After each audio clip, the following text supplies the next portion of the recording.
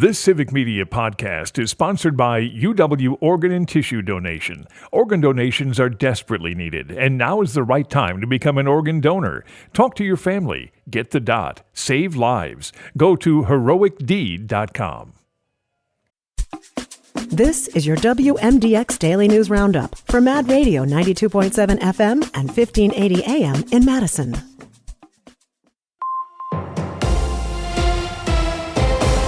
For 92.7 WMDX News, I'm Savannah Tomei Olson. The famed Leinenkugel's brewery in Chippewa Falls is set to shut down tomorrow, but the Leinenkugel family is hoping for a Hail Mary. As we've reported, Molson Coors is closing the historic brewery and sending production to Milwaukee. The Jacob Leinenkugel Brewery first began there in Chippewa Falls in 1867. The Leinenkugel family is set to keep the Leine Lodge and a small pilot brewery.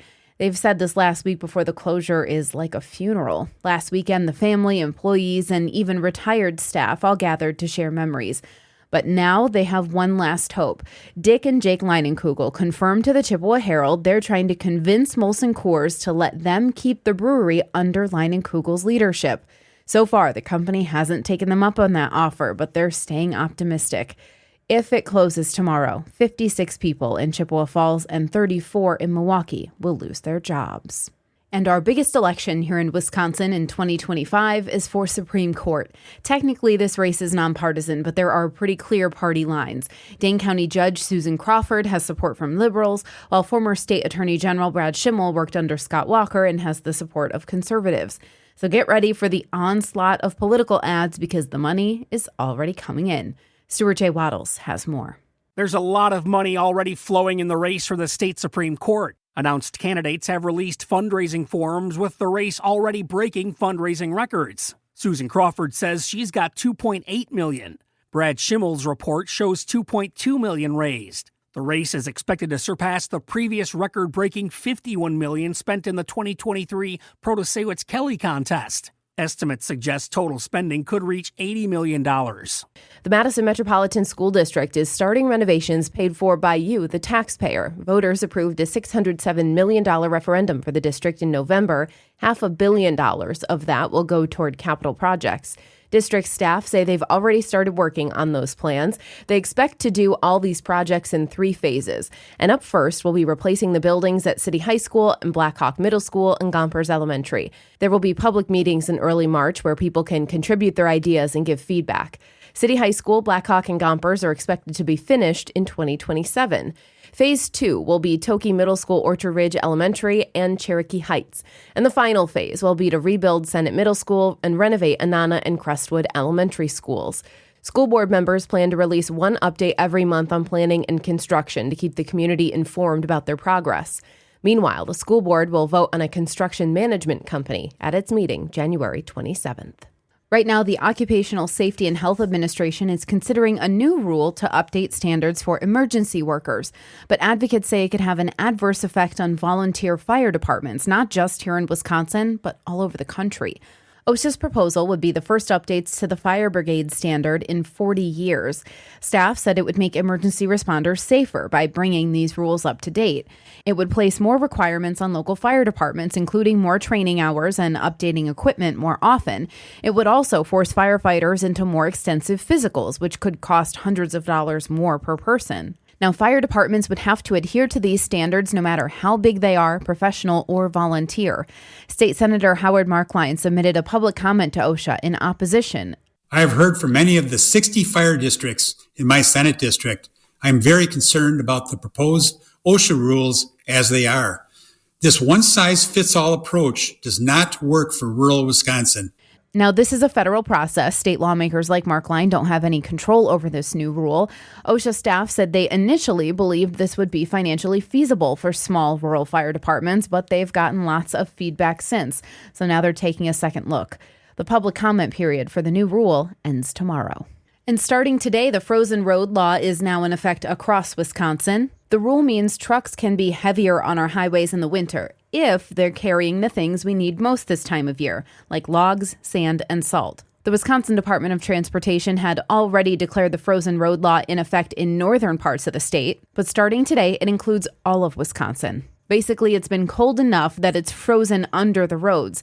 They're able to withstand some heavier vehicles. I'm Savannah Tomei Olson. Thanks for listening on your Thursday. This is 92.7 WMDX News.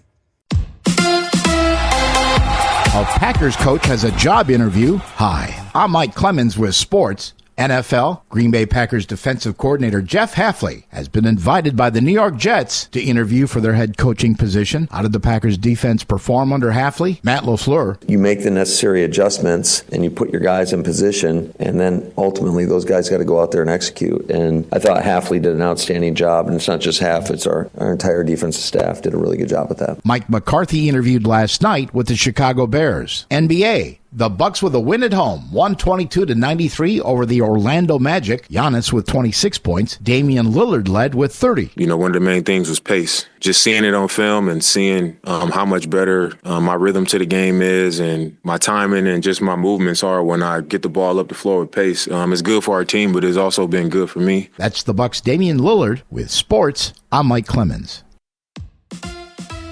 On your entertainment beat, I'm Pete Schwaba. If you're looking for some fun indoor entertainment, given the frigid temperatures on the way, here are some movies that might interest you. There continues to be no shortage of horror films, and if that is your genre of choice, check out a new take on the age-old classic Wolfman, starring Julia Garner of Ozark fame. Also opening in wide release is the comedy One of Them Days, starring Keke Palmer and musical artist SZA, which tells the story of two roommates scrambling to pull rent money together. At the time of this reading, the film is pulling a 100% on Rotten Tomatoes, and SZA's acting chops have impressed critics. Coleman Domingo's role continues. The film Sing Sing will be re-released this weekend, and if you happen to be incarcerated, you're in luck as well. The film will be playing in correctional facilities all across America, and that makes sense since Sing Sing tells the story of teaching rehabilitation through the arts and has almost a perfect audience and critic score on Rotten Tomatoes. Let's go to the movies. If you're looking for a trip down TV memory lane and were a fan of the show Twin Peaks, this might pique your interest. The murder mystery drama set in the Pacific Northwest will be available on Blu-ray box set. In addition to all the seasons, there will be 27 hours of behind the scenes and extra features. The box set doesn't officially drop until February 3rd, but you can currently pre-order it on Amazon for a cool $56.